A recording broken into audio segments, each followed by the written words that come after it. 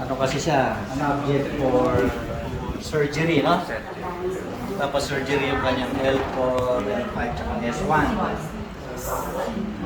Pero ngayon, no, masakit pa ba? Hindi na kailangan ng pa-surgery, no? Hindi na kailangan ng surgery. Shoulder naman tayo ngayon. Si yung daw pong job ni Ma, yung inuman daw po nila.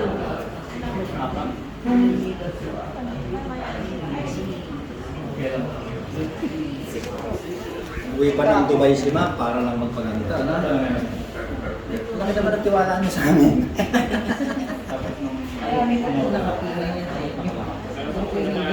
Uuwi din yung mga kasama mo.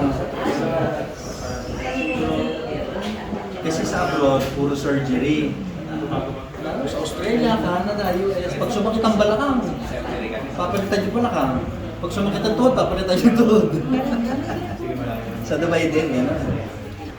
Nga nga. Sara. Nga nga, malaki ah. Sara. Nga nga. Sara. Nga nga. Sara.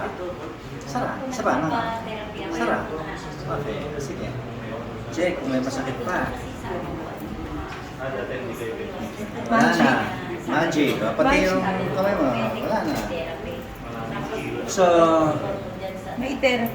ang sabi sa iyo sa Dubai, kasi surgery, for operation yung lumbar mo. Pero ngayon sa pakiramdam mo, kailangan pang operahan. Parang hindi na, no? I don't think so. You don't think so. And I think so also. Very good. Very good. So hindi na kailangan ng operasyon. Excellent. For recommendations. Salamat sa Diyos. Thank you po. Direct from Dubai. Thank you po. Ano pangalan mo, ma'am? Emily po. Emeline Quinto. Hinto. Kamag-anak mo si Angeline Quinto. Angeline. Hindi Parang naman. kamukha din eh. Isang Rupa May. Rupa May. Kala ko galing ka ng US eh.